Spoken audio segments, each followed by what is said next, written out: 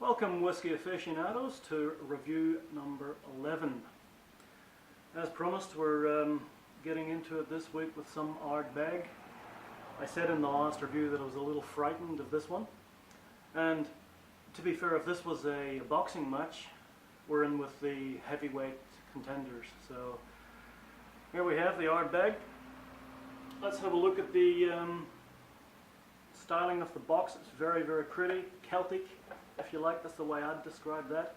Dark greens, gold, beautiful design. There's a little cross, just as a matter of interest, on the back of the box. That's just north of the distillery, and it's bottled at 46%. So that's right on the cusp of being cold filtered or not. Usually, I think this one will be, because it doesn't need to be if it's up over 46. The alcohol kills any of the enzymes or any of the fatty acids itself. So, yeah.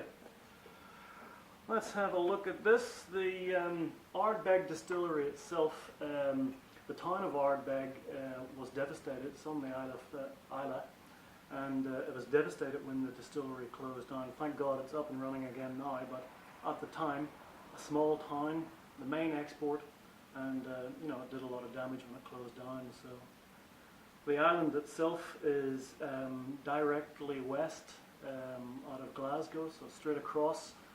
It's about 70 miles, I suppose, up from Coleraine, where the Bushmills distillery is. So it's got perfect conditions, if you call freezing bloody cold, and horrible winters, awesome conditions. But yeah, so let's give a little taste and have a look at it.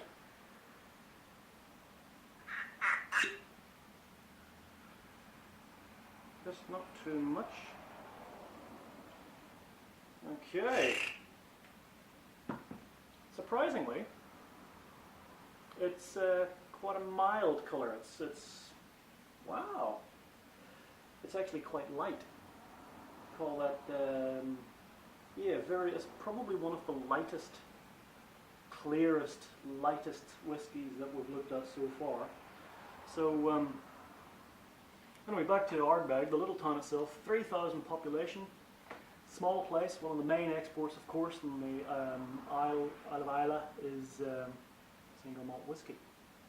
The smell, I'll give you the official tasting notes, but I actually cut them down because they're so goddamn long, to be fair. But it says on the aroma you've got intense smoke. I can smell it from here, honestly. I don't have to put my nose anywhere near this glass. I can smell it straight away. So intense smoke, peat, zesty lemon, and waxy dark chocolate. That's what the official notes will give you. Let's see what I get. I get that intense smoke. I get sweetness, caramel, and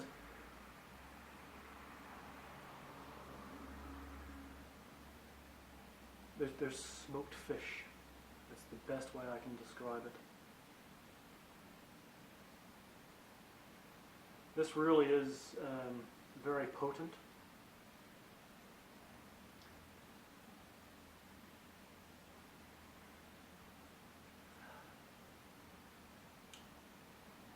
Someone get me a fire extinguisher.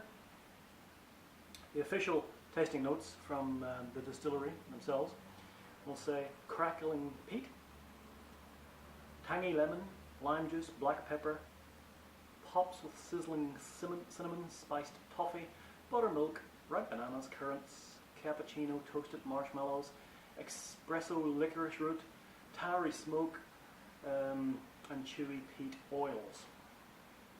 That's a lot.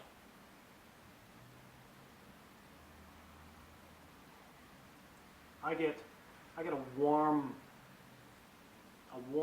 smoked fishy. There is an oily taste, and it is zesty and zingy. Maybe I'd call it spicy.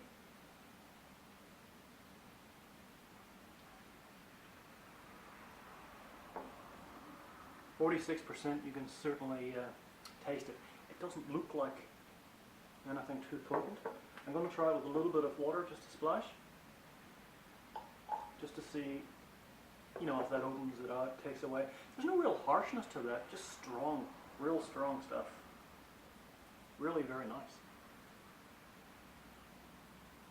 I've got to say, the first time that I put my nose into a glass of a real smoky, peaty, heavy malt whiskey like this, I didn't like it at all. It was too much for me.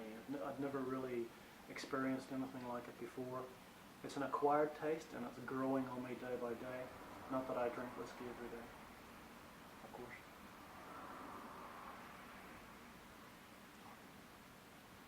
That is much better with a drop of water. Really, really smooths it off. The finish from the official tasting notes, again, it's longish. It says it goes on long, smoky, tarry espresso, aniseed, toasted almonds, traces of soft barley and fresh pear. Well, bullshit. It's smoky, it's sweet, it's smoked fish, and yeah, it goes on because it's still sitting in the mouth. It's an absolutely top-class, world-class whiskey, and it's pretty hard to beat. I'm going to give this a superb 89 out of 100, which is one of the highest marks that I've given to date. So, a little bit of housekeeping, please subscribe right up here. I would love to hear your comments. I'd love to hear what your experience is with Ardbeg or any other whiskies. Just let me know. It's great to compare others, what they think and what they smell and what they sense. My next review, which will be review 12, I'm going to do Tom and Toole. I've got my little bottle of Tom and Toole here. 10-year-old Speyside single malt Scotch whiskey. So until next time, be safe, drink safe, quality over quantity, guys. Cheers.